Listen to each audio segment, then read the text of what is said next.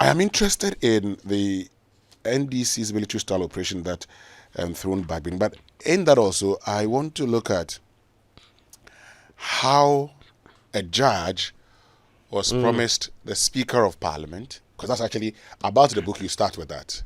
How a judge was promised Speaker of Parliament, was supposed to have been made Speaker. By the 28th of December, thereabout, they were still mentioning his name. By the beginning of the new year, we heard Michael Kwe. Want his position back. Yes. Manasseh. Yes. So the Supreme Court judge is actually mentioned in that book. And they actually call this Supreme Court judge and say, prepare, we are going to make you speaker. So this Supreme Court judge actually called the deputy speaker, Joe Osewusu, that have been asked to stand by to become the next speaker.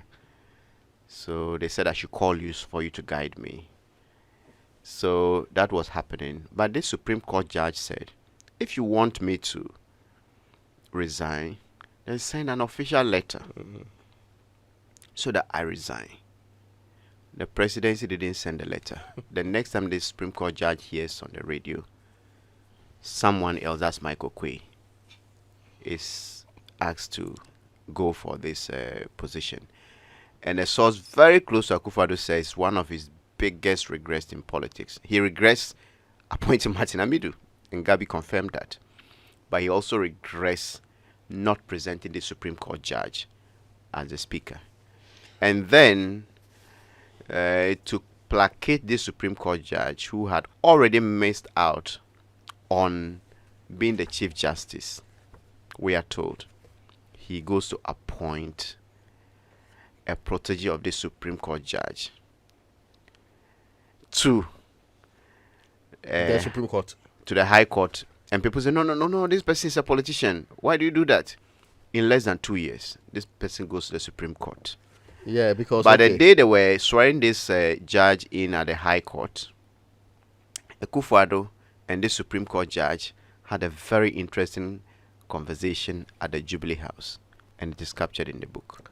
So that's the section and says how one Supreme Court judge was appointed to appease another Supreme Court judge. Page 161 for reference. Okay. So sometimes we talk about, okay, what goes into some of this appointment, because And the selections as yes, well. if you have to appoint someone to the Supreme Court The highest court of the or land. even the courts, someone to be a judge, they should be based on certain considerations that should be to the benefit of Ghanaians. That's But if you're if- acting in the interest of Ghanaians. But if you appoint someone to appease another person and no any other position than the Supreme Court, And that the for names me- are there. We have seen Yes, the names. I have Just seen- like you have to buy. Page 166 is where the names are. You have to I've buy seen and see the names. and too. these are people I've known for years. I've known them for more than 30 years. 166. I've known them for more than 30 years. and the No, it's interesting very thing is, painful if you don't have the book. and the interesting thing is that there were actually multiple confirmations. So somebody mentions it, and then you try to push, okay, I don't know this, but then you go to that person and they, But you see, the thing about that Supreme Court judge being speaker, for instance, is that when he was informed that he was going to be speaker.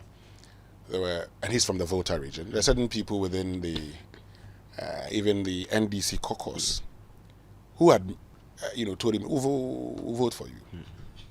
So if he had gone through, in fact, if he had been appointed, I am sure even the NDC, bearing in mind, knowing what could happen, may probably have said, no, they may not have presented. don't present Bagbin. Bagbin. In fact, there are some people within NDC who told me if they had brought this man, we wouldn't have presented Bagbin. Because who would have also insisted that we have one of our own there? Don't try. That's interesting. Yeah, that's actually true. So, but this is what happened in the council meeting. Another person, so all of them knew that this was the man who was going to go. But then another person, very high party member, also starts lobbying for the speaker position. And the argument they use, that's captured in this book, is that, look, this is a parliament that is almost evenly split. Yeah. We need someone who is tried and tested, who can bully their way through when things are hard. You trusted Martin Amidu, who was not a true and true party man. Look at what he did to us.